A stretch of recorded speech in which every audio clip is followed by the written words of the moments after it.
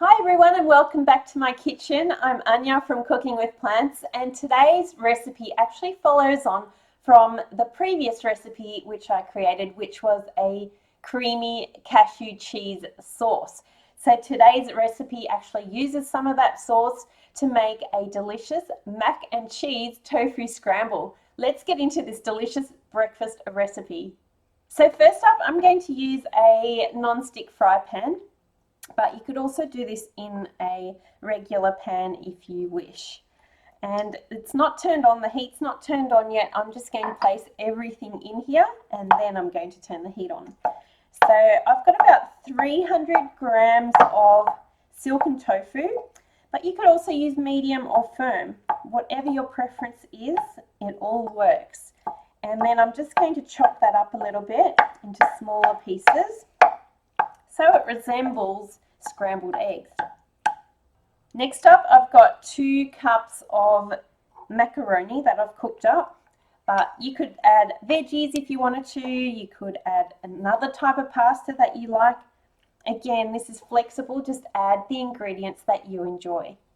I'm also adding in about 4 cherry tomatoes, and I've chopped them into small pieces. There's a little bit of juice coming out as well. That's fine because it'll go into this dish and add delicious flavour.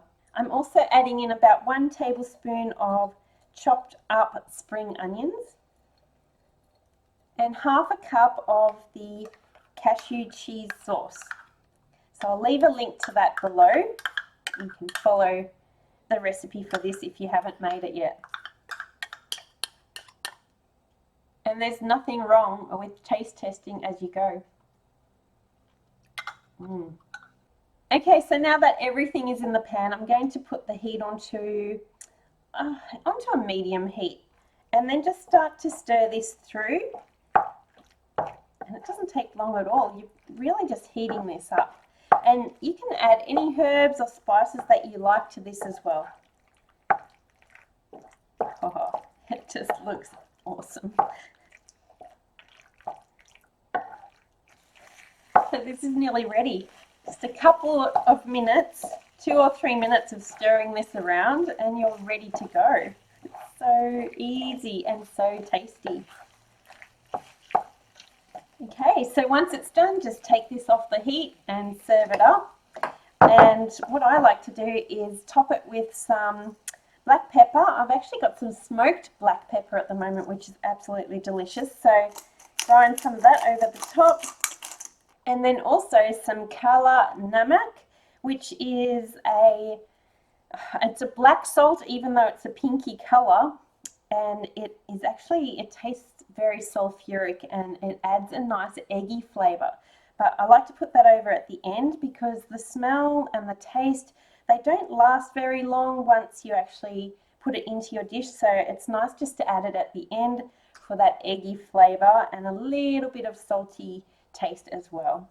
And then that's it. It's ready to go. Breakfast is served. This would serve anywhere between 2 to 4 people depending on what you're serving with it, or one very, very hungry person. And I'm going to have this for my breakfast right now. So if you enjoyed this recipe, please give it a thumbs up. If you make this, I would love to see some photos of your creation over in the Facebook group. I'll leave a link to that below and I'd love to see you in there. So I'm going to get into this. It smells so good. I really want to eat right now. I'm going to eat this. I hope you make it. I hope you enjoy it. And I look forward to seeing you for the next recipe. Bye for now. Oh. Yum.